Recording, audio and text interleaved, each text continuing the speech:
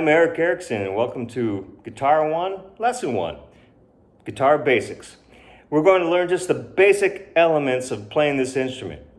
And before I do that, just to let you know a little bit about myself. I've been playing since I was in the first grade, so I started young. I saw a guitar, heard a guitar, fell in love with it, just continually asked my parents, please get me a guitar. Finally, one Christmas, I got one. It was a cheap guitar. It was hard to play. Oh my goodness, it was hard. I struggled. But by the time I was 15, I stuck with it. I was playing professionally in a band. I was part of the musicians union. We played clubs. We played bars. I was able to make money. At 19, I moved out to Hollywood, California. I went to Musicians Institute. Graduated from there, got an agent, played in bands, traveled all over the country, ultimately used music to put myself through business school, got a master's degree. I currently run one of the hospitals here in La Crosse, but in my heart, I'm a musician. And every day, I've got to grab a guitar because I just love this instrument. Fell in love with it when I was young and nothing's changed. I love everything about it. I love the way it feels when you hold it. Of course, I love the way they sound. I love the smell, sometimes just the smell of wood and glue, and I've played this guitar for a long time, so maybe a little sweat, it just smells beautiful. So in order for us to learn to play the guitar, we've got to learn some of the basics. So when you get with other guitar players, if you're talking about the instrument, we're using the same terminology. So we'll talk today a little bit about the guitar, the names of the various pieces and components of the guitar. We'll talk about how we label our fingers. When we talk about what finger goes where on the guitar, we're all speaking the same language. We'll learn a little bit about tuning. You've got to start out tuning the guitar for it to sound correct. You've got to learn about chords and chord diagrams. You've got a lesson plan. And in your student book, it'll walk through these various lessons. We try to, in this guitar program, get to you playing songs as quickly as possible. That's how I learned. I wanted it to sound pretty. I wanted to be able to sing along. I wanted my mom to be proud of me when I played it. And so you want to get to be playing songs, and you can continue to learn more about the guitar. I'm still learning. I've been playing for over 50 years, and I'm still learning. So if you're going to really fall in love with this instrument, it can take you a lot of places. If you just want to learn to play some basic chords and sing along with some songs, that's fine too. The instrument's just a lot of fun. The other beautiful thing about the guitar is that it can go anywhere with you. I throw them on airplanes, you can throw them in your car, you can go to your friend's house. I love the piano too, but try taking a piano to your friend's house. That just doesn't work. But you can show up with a guitar anytime and you can all have fun playing the guitar together. So let's start with just talking about the basics of the instrument itself. And whether it's an acoustic guitar like this one or an electric guitar, it all starts with the same terminology. At the top, a headstock. Sometimes they lean back like this one, sometimes they're a little flat, but they always hold tuning machines. Each tuning machine is attached to one of the 6 strings, and that's how you change the tone and how you bring that string into tune so it ultimately sounds right. Each string passes over a nut, and that nut keeps the string at a certain height over the fretboard. That fretboard runs along the neck of the guitar. The strings pass over frets or fret wires, and we'll talk about your fingers going at specific frets in order to play a chord. And as those strings continue on, they go over a sound hole. That's where the sound kind of emanates from the guitar when it vibrates and resonates. They go over a saddle. That saddle sits on a bridge. The strings are held down with bridge pins, and that bridge is glued to the top of the guitar or the soundboard, and that helps the guitar resonate. When you hear a string or all the strings resonate, this top starts to vibrate. If you look inside the guitar, you can see braces in there that sort of hold that top together. These strings are under a lot of tension. If it wasn't braced underneath, that wood would rip right off. So there's a lot of careful construction that's been learned over the centuries with this instrument to make sure that the guitar sounds best with braces in the right place. But you can look inside the guitar and you'll see all kinds of little pieces of wood holding it together. Apart from the top, the guitar has sides. In this case, it's beautiful rosewood. the back, rosewood again, you can see the back of the neck. In this case, it's mahogany wood. And each guitar can have different woods and different combinations. They all make different sounds. Each kind of wood has a different tone to it. So when you see guitar players playing a lot of different kinds of guitars, they're just trying to get different sounds. And so that's one of the fascinating things about this instrument. It just never gets old because each one's different, and you can always mix up different pieces of wood with the various people who make guitars, and you'll have a different sounding instrument. So that's the guitar itself, but a lot of what we do and what we work with is this fretboard right here. There's a lot of notes for us to play as we go along here. In order to play it, we first have to tune the strings. So you should have electric tuners that'll tell you a note when you go to turn the string. But first you need to know that this string, the thinnest string and the one closest to the floor, is numbered the first string. The next string is the second, then the third, then the fourth, then the fifth, and the sixth string is the thickest one and the one closest to your chin. In order to tune, you can turn the keys a little bit and it'll tell you whether or not you have an E, that's the note of this string, or an A, or a D, or a G, or a B, or an E. When you tune the guitar, you want those strings to sound like those notes. So try to use that tuner to get there. There's also ways you can use your ear. They didn't have those electric tuners when I was learning. So one of the ways I learned, and I'll take the guitar out of tune. That didn't sound very good. But I have this little reference here. It's called a tuning fork. It's made to vibrate at a certain frequency. I just hit it. You don't hear anything, but watch what happens when I hold that vibration against the top of the guitar. That's an A note. This is an A tuning fork. They can use these to tune pianos and lots of other instruments too. But I need to make sure that this A string, or the fifth string, is an A note.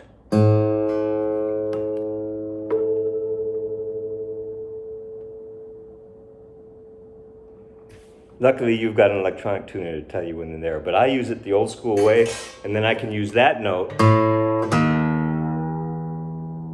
to make sure the other strings are in tune as well.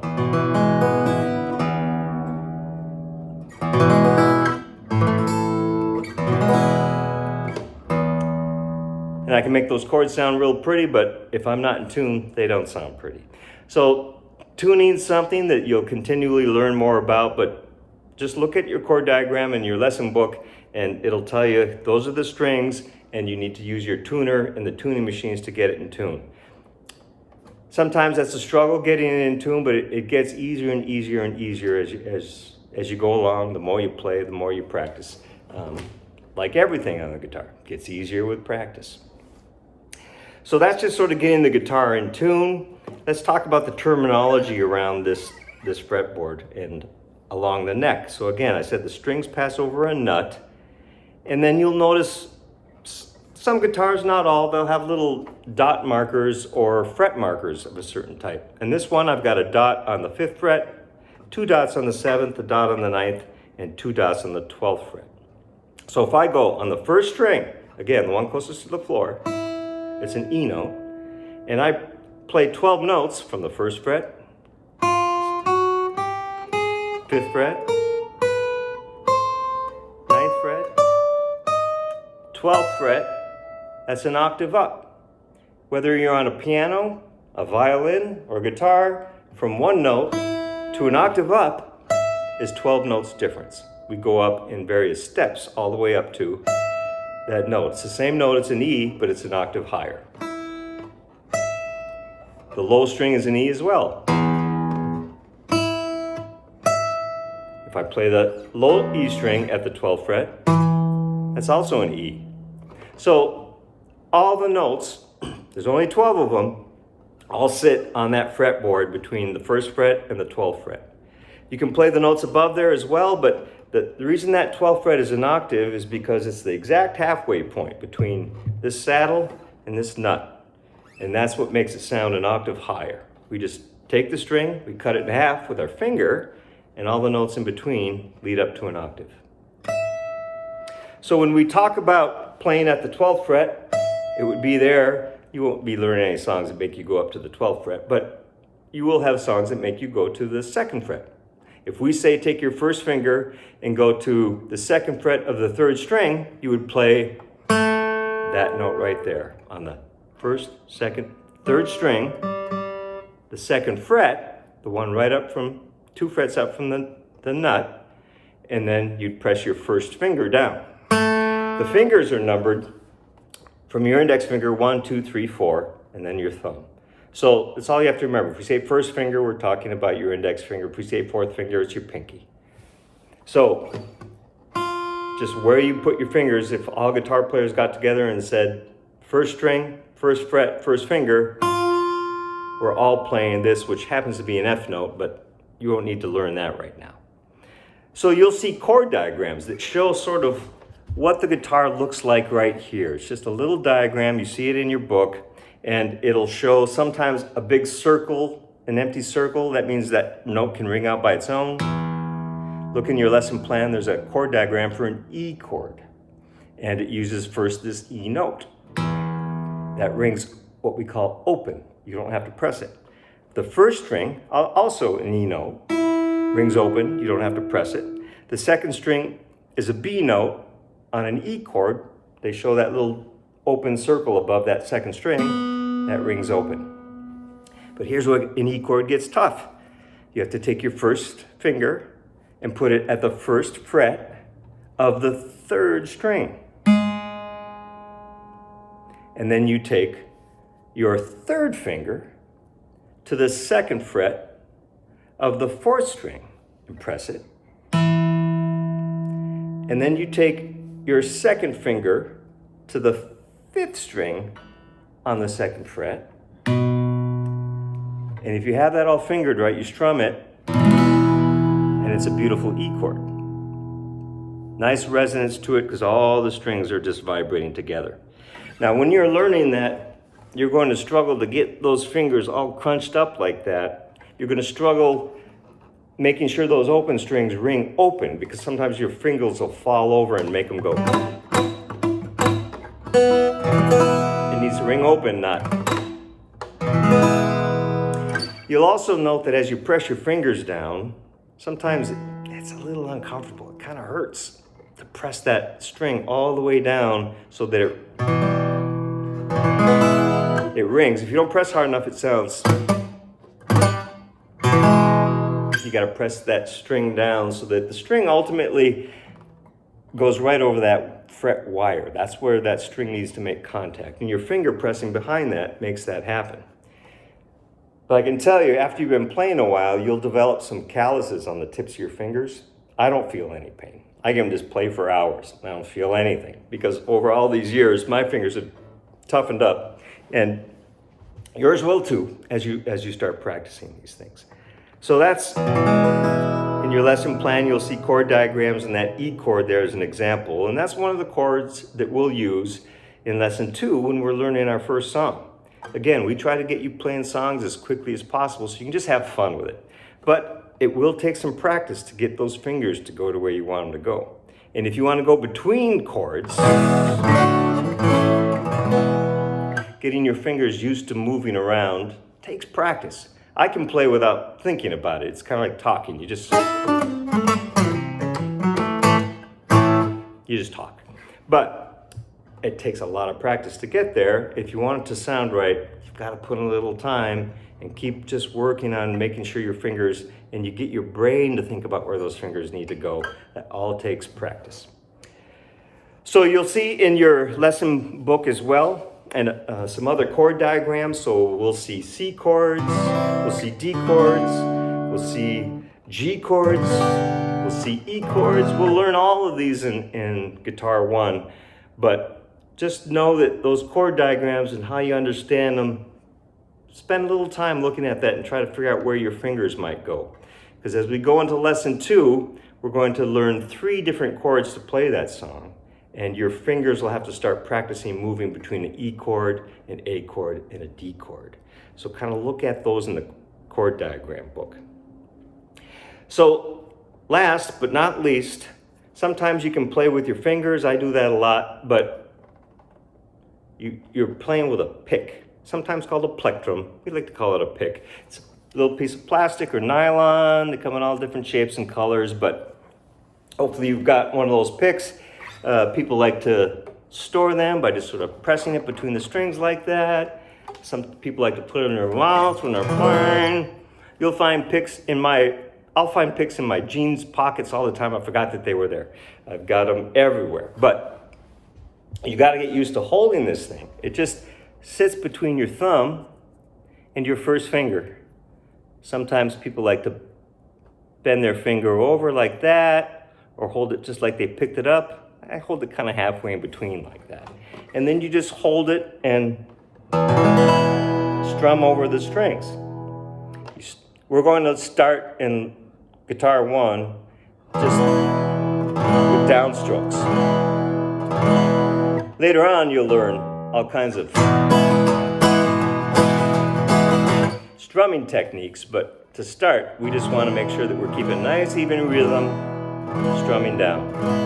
And you'd be surprised at how much we can play songs and make them sound good just with downstrokes. The thing you need to practice to start is learning where your fingers go, getting those fingers to move. It'll be a little frustrating to start, but with time and with a lot of practice, you'll be playing songs that just sound beautiful. You'll be having fun with it, and you'll find in the Guitar Academy, as you move along, practice makes perfect. You'll keep getting better, and you'll keep having more and more fun with it. But you got to put in the time to practice a little bit. Hopefully you'll end up like me.